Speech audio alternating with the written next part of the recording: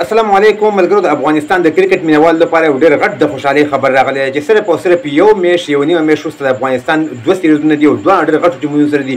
هغه د ټیسټ سیریز دی او د ون ډے سیریز دی. د کومو ټیمونو سره دي په کومو تاریخونو باندې دغه میچونه دي مکمل معلومات درته شریکوم. ویډیو خپله مو ګورئ او مخکې ملګرو سره ضرور شریکه کړئ.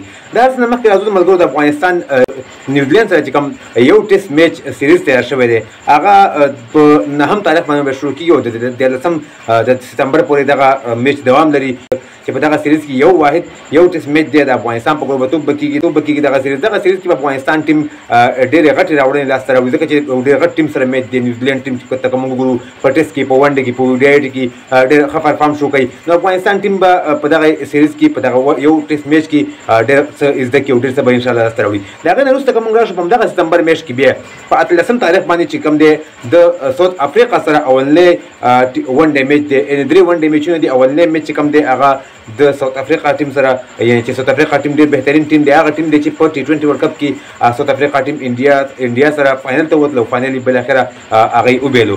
نو د ساوث افریقا ټیم سره دغه سیریز دی. اولنی میچ چې کوم دی هغه په 18 سپتمبر باندې دی. دویم ون ډے میچ چې کوم دی هغه په 6 سپتمبر باندې دی او دریم او آخري ون ډے میچ چې کوم دی هغه په 22 سپتمبر باندې دی. نو د افغانستان په یو میچ کې تقریبا چې یو چې 9 تاریخ نه تر 22 تاریخ پورې دوه سیریزونه لري. اولنی سیریز د نیوزیلینډ سره دی. یو ټیسټ میچ دی چې په افغانستان لپاره به دغه سیریز ډېر زیات بهترین او ډېر زیات کامیاب تمام شي. او د هغې نه وروسته بیا د ساوث افریقا ټیم سره ون ډے سیریز دی. دغه سیریز به ډېر زیات مزه وکړي او ډېر زیات افغانستان به په دغه کې ډېر څه زده کړي ډېر څه به لاسته راوړي.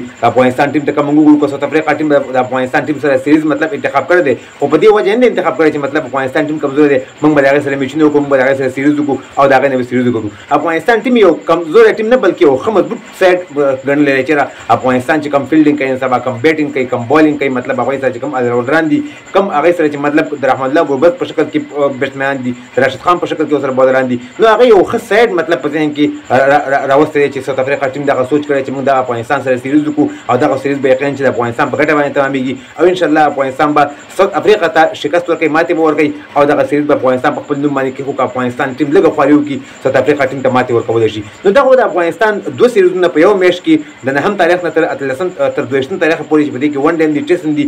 اولنی ټیسټ میچ صرف نیوزیلینډ سره دی او د هغې وروسته بیا 3 ون ډے میچونه چې دي هغه ساوث افریقا سره دي. نو دغه د افغانستان کرکټ بورډ چې کوم اعلان کړی هغه مې تاسو شریک کړو. د ویډیو کتلو زیاته مننه. ویډیو مخکې ملګرو سره ضرور شریک کړئ. په دې وجه هم شریک کړئ چې یار بعضې ملګري ته پوښتنه کوي چې د افغانستان سیریزونه کړی دي چې هغې ټول خبر شي. زموږ پیج سره ضرور فالو کړئ. یوټیوب چینل سره هم سبسکرایب کړئ نور تازه معلوماتو لپاره. نو خو خدای د الله په امان.